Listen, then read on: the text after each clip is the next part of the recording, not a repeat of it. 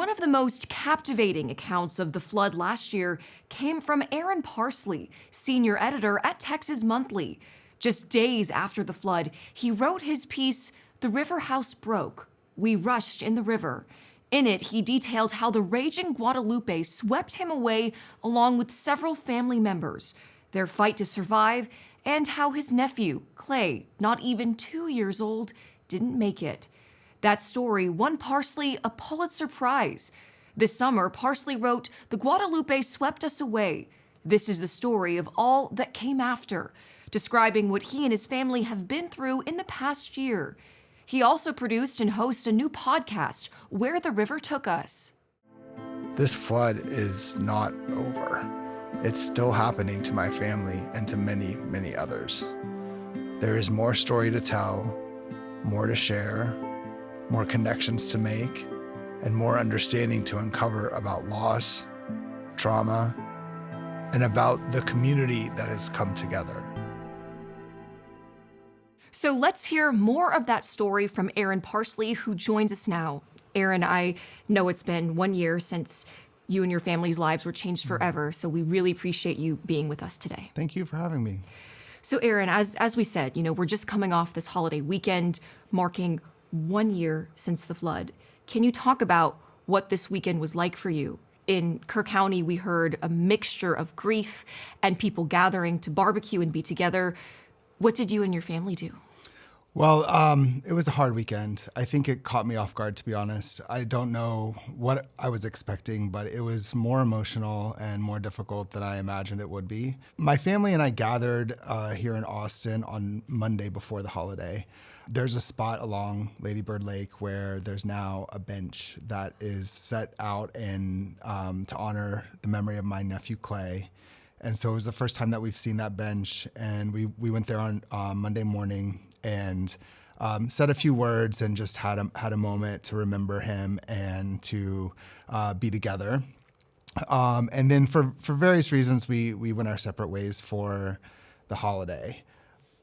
The July 4th is almost like a New Year's Day for me, in the way that I look back at everything that's happened in the past year and then look ahead at what direction I want to go in. What are my goals?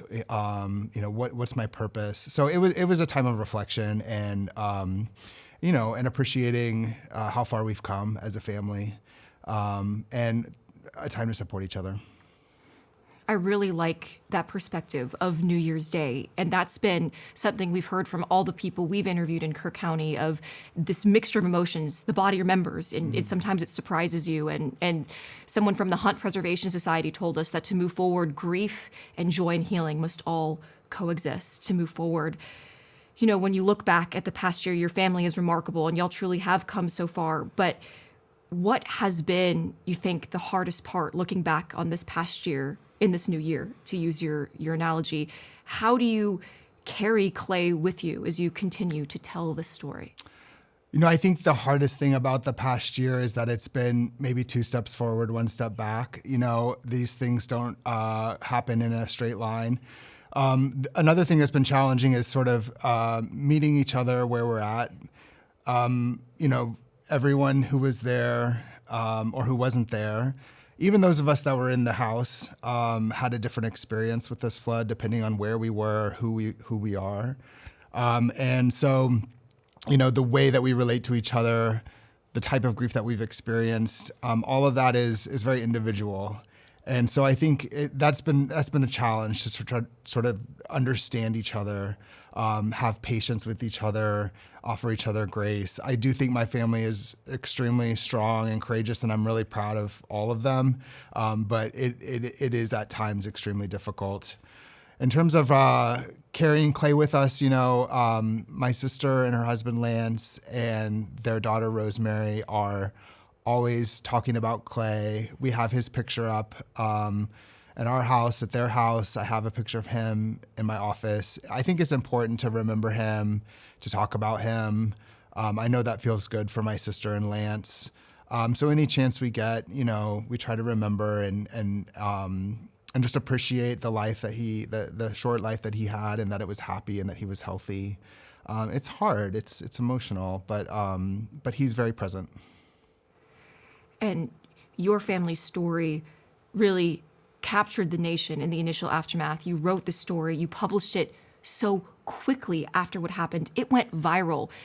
We were talking about this before, but it really helped people understand the scope of this once-in-a-generation natural disaster. Even if you were familiar with hurricanes and flash flooding, this really painted a picture. Why was it so important for you to get this story out, your story out so fast?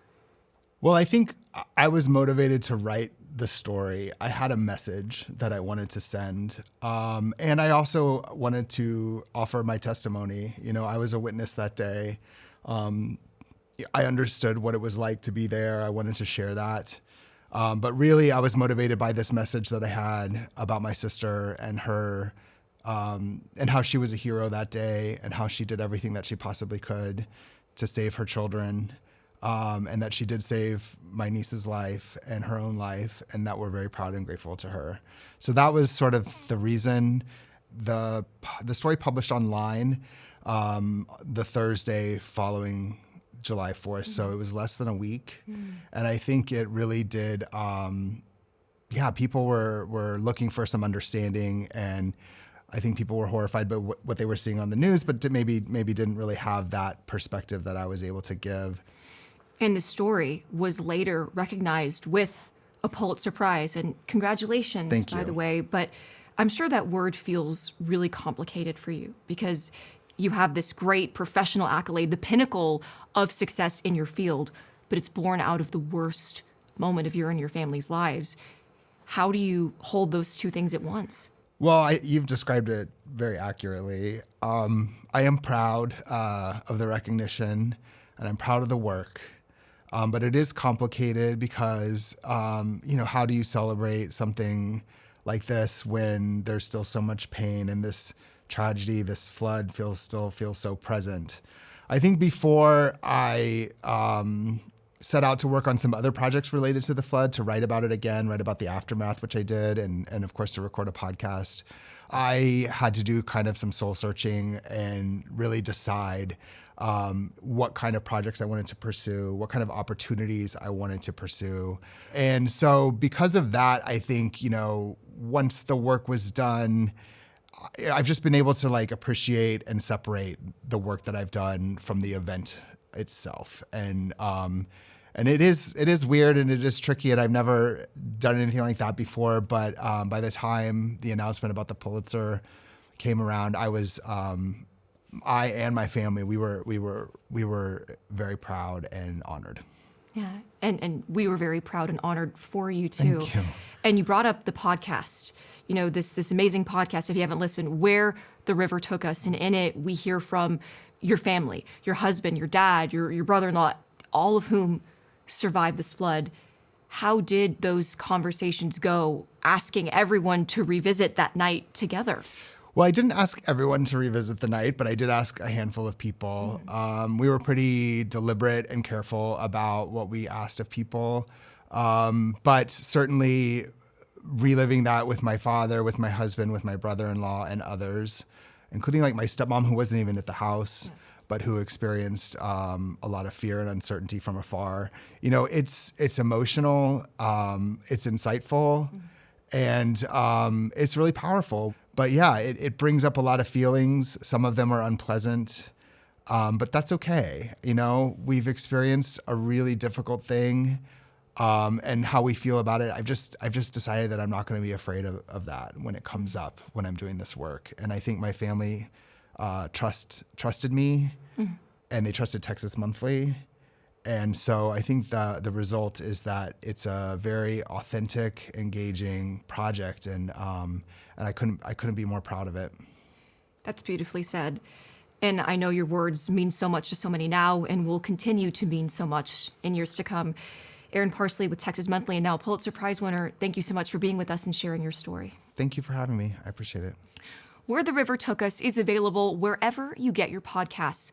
And we also want to note Aaron's story will be featured in an upcoming episode of Texas Monthly's The Story, airing right here on Austin PBS. You can also find that in the PBS app.